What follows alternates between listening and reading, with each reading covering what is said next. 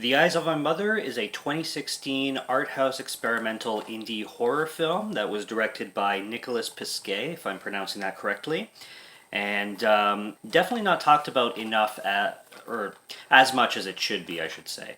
This is a black and white film. The one film that came out around the time this one did is called Darling.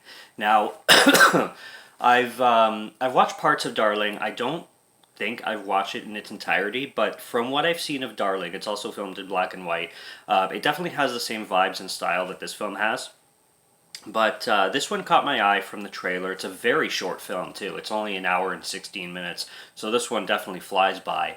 And the trailer caught me. This film is partially in Portuguese as well, so I got a little bit of bias on that as well. Mostly in English though.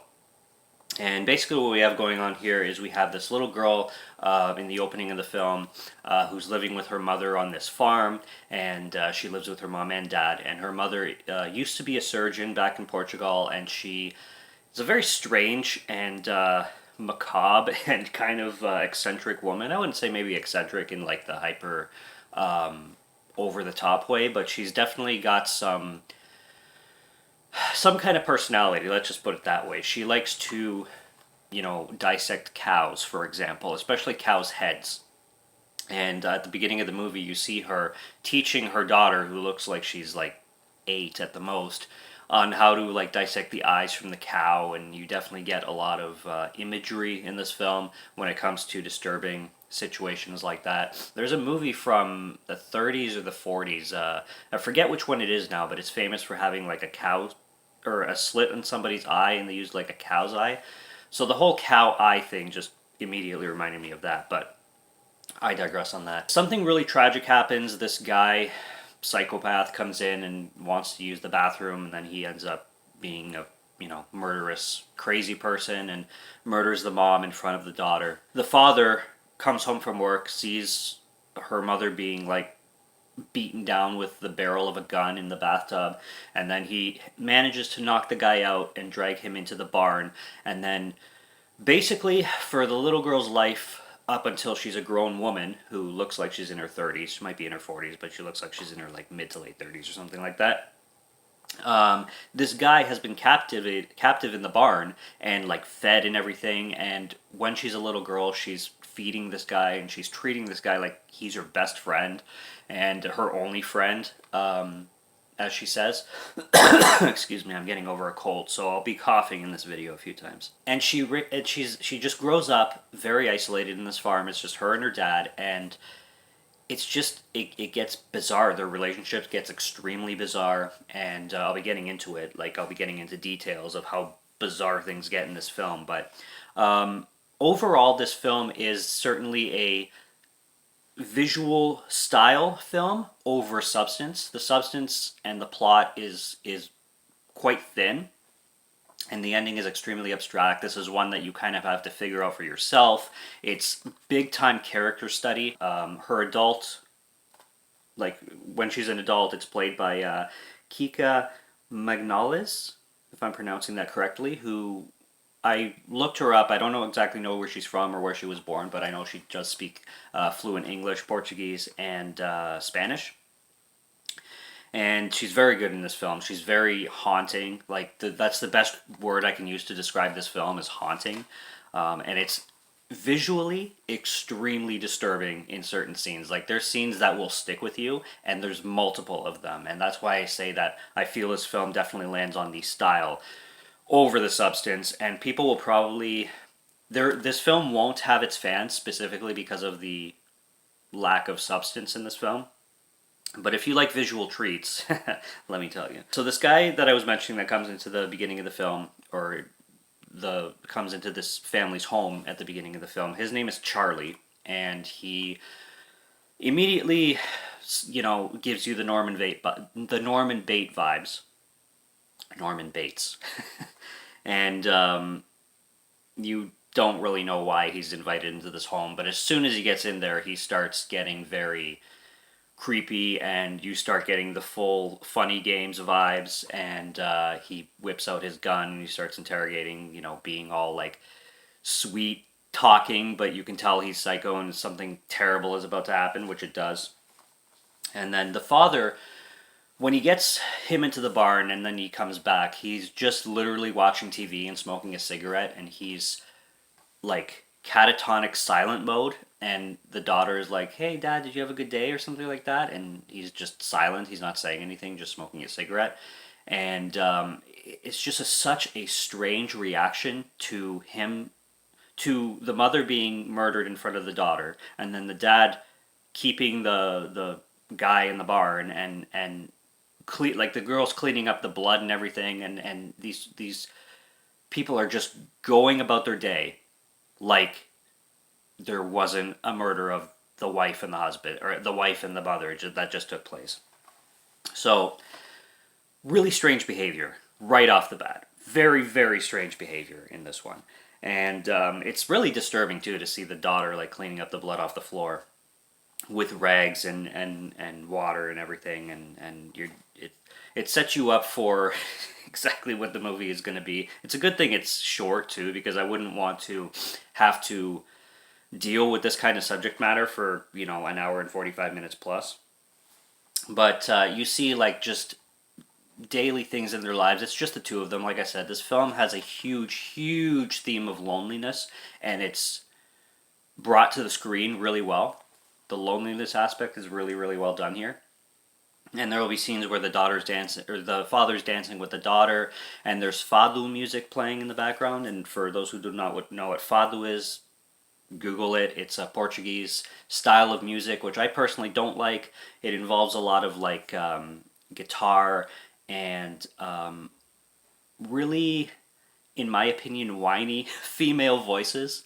And a lot of people compare it to the Portuguese blues, but it's just such depressing music. It has a sad vibe to it, very sad, very hopeless style of music. But fado is very popular in Portugal and greatly admired among Portuguese people. So it has its fans.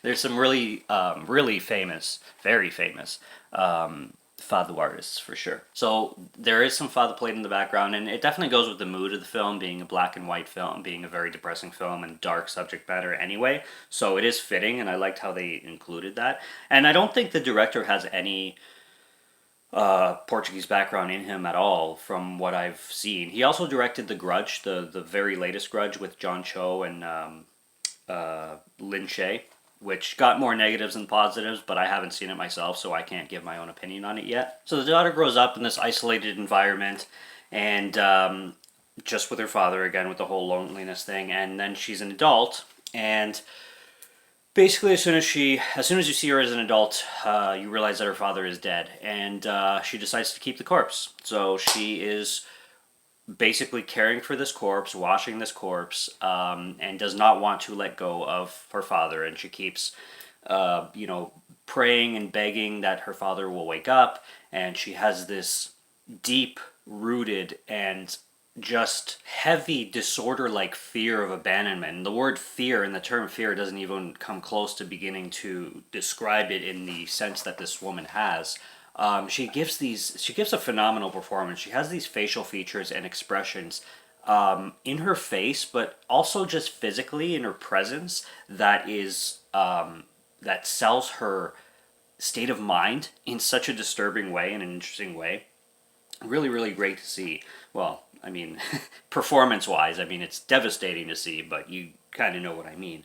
And yeah, she's like, it's just, these are the kinds of scenes that are really hard to watch, when she's like bathing her father in the bathtub and like actually gets in there and sits with him and starts to like hold him and stuff. It's really fucked up.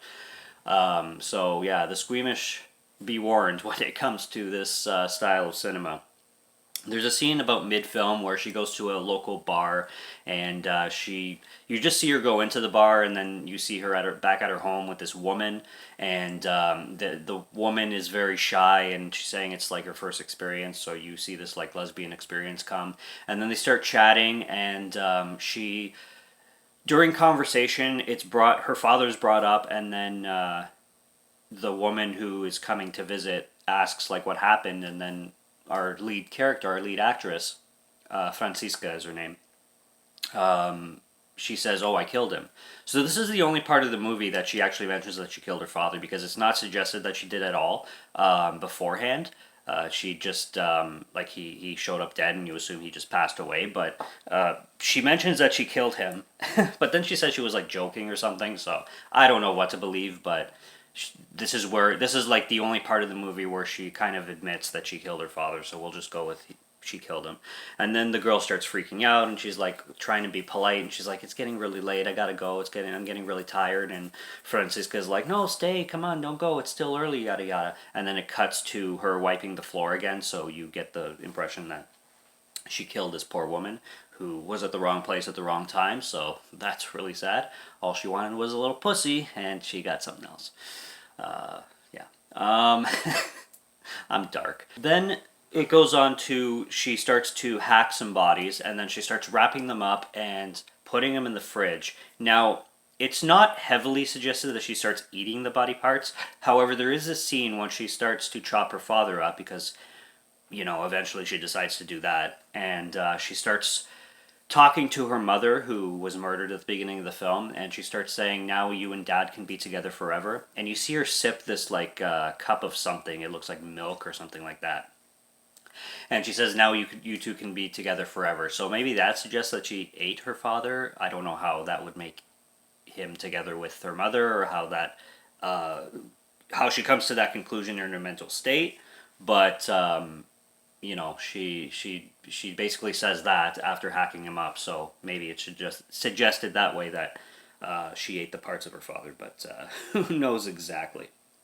Did she kill her dad? Didn't she kill her dad? It's kind of like did she kill him by her own hand? I don't know. Probably, but it's not exactly. I'm not exactly clear on that. It's kind of one of those things that you have to kind of decide on your own.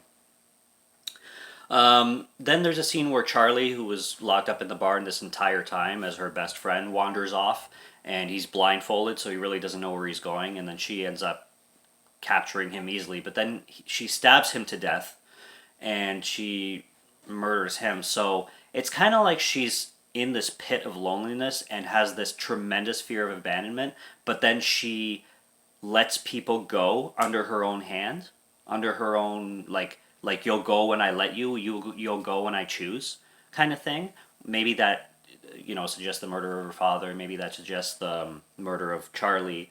Kind of like you're mine, you're my plaything, you're my friend, you're my whatever until I decide I want to let go of you because I'm kind of sick of being abandoned. I kind of just came up with that on the spot. Maybe that's a theory for the movie too that could be justified. But I didn't really think of it that way until like this very moment. So these are why I do these reviews, kind of thing, to kind of think about movies myself too. There's a special feature where there's an interview with the director, so you get a lot more appreciation for this film. Watching the interview with him, it's like 13 some minutes long. So I enjoyed watching that too. And then there's the third act of the film and kind of the climax where she meets this woman, and this woman has a baby, and they're driving. You don't know how she met this woman. You don't know where this woman came from. She seemingly came out of nowhere, but she has a child. She's a new mom. And then Francisca asks if she can hold the baby. You know where this is going. And she holds the baby for like 2 seconds, and she says in Portuguese, "Thank you, Mom. This is the best gift you could possibly give me." And she runs off with the baby into her home, and the woman chases her, and then like she's trying to like say, "Give me back my child," like, "Please don't do this." She gets stabbed, she gets cut, and the stabbing is so creepy too. Again, with her facial expression, she kind of just does one of these things on her back, and then she kind of like stares with those like huge eyes, and it's so fucked. It's so fucked. And then she keeps the baby for herself, and she kind of made her own family kind of thing. And she locks the mother in the barn. So the mother now takes place of this Charlie guy that was locked in the barn and being taken care of for the majority of the film. And she ends up cutting the eyes surgically, like the cows, of this woman. So this woman's blind, and she has this rag around her eyes, and she cuts out her tongue too. So this woman, while tied up in this barn, makes these hissing sounds that are so skin crawling. She's like, totally reminds me of Motel Hell when the people are buried in the dirt and only their heads are up, and they're like, for anybody who's seen Motel Hell, it's so fucked. And the black and white just makes it more fucked. Like, man, the imagery in this film. This film was designed just for imagery, I'm telling you. Like, mostly. And kind of like a, put the puzzle pieces together along with the disturbing imagery. But man, holy shit.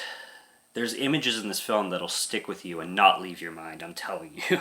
And she's just completely mutilated. Her whole like eyes and tongue is gone, and she can only go to communicate. She ends up off escaping too, which it just shows stupidity on Francisca's part, because how she was able to escape so easily, I don't know.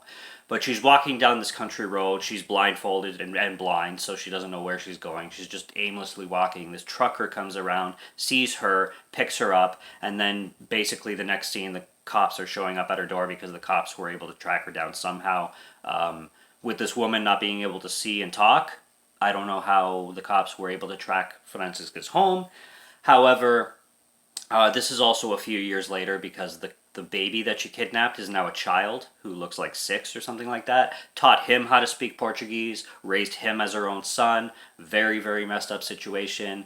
And the movie ends with the cops like breaking down her door, and she's just holding a knife while holding her son and being like, "You're never going to take me, you can't take my family," kind of thing. And then roll credits. So yeah, very anticlimactic ending. An ending that you definitely have to piece for yourself. A whole story and mood and atmosphere that you kind of have to place for yourself. And this film is not going to give very many answers. And I know a lot of people despise that, but that's just the movie you're going into, so you kind of have to be prepared for it. So The Eyes of My Mother is a film that I've always enjoyed. I've always liked this film. I've always admired and appreciated it, especially for its atmosphere, and I like style over substance a lot. I've mentioned that so many times on this channel. Os olhos da minha mãe, in Portuguese, by the way. But on this viewing, specifically speaking to this viewing itself, because this is my most, a film is only as good as the last time you've seen it. Forget who says that, but I've heard that quote before. I gave it a 2.5 because this film wins heavy with the things that it is really good at, and that would be its substance. And then this film is, in my opinion, a little bit lacking when it comes to the style and the plot. I wish I got more answers in this one, and usually I don't say that, and usually I don't like saying that, because I do like abstract cinema, and I think that the art house aspect of the style is actually a positive with it. I just wish there was a little bit more, maybe another 5 minutes added to it or something like that, make it an hour 20 or hour 25, something like whatever. But it's haunting as hell, which is fantastic, but it doesn't complete itself, in my opinion, as a character study on Francesca, because there's so much more I want to know about this woman, and we're only given like what feels like the surface level of her trauma, of her mental state. Like, I don't know, maybe that's a good thing though, because a film should have audiences wanting more and needing more, kind of thing. We got Rolling Stone saying, "This is stunning, sick as fuck. This is what curdled Americana looks like." Pardon me. This is what curdled Americana looks like. Very true. And hands down one of the best horror movies of the year. Says by Bloody Disgusting. I don't know, I think I've seen better horror films in 2016, but this one, for its style of film, is definitely an achievement for sure. Magnolia Pictures also put this one out, so there's that. But it's worth a watch. Like, I will give this film that hands down. It's absolutely worth seeking out and checking out, because it'll make your skin crawl. And I mean, it's worth seeing hands down. That's an easy recommendation for me. But yeah, with this latest viewing, I landed on 2.5 because right down the middle, perfect in ways, lacking in others, meet in the middle, 2.5 out of 5. Yeah, I very much enjoyed it. I would watch it again. I'm glad I have it in the collection with its slipcover. It looks beautiful, and that's The Eyes of My Mother. So go out and check it out if you find it anywhere. That's my recommendation. And subscribe to Morgan Film Fan if you'd like to listen to my voice, or if you like my film reviews. I will be back with more soon, so stay tuned for those. Check out what's on the channel already. Stay tuned for what's coming. Until next review, have a good one. Take care and cheers.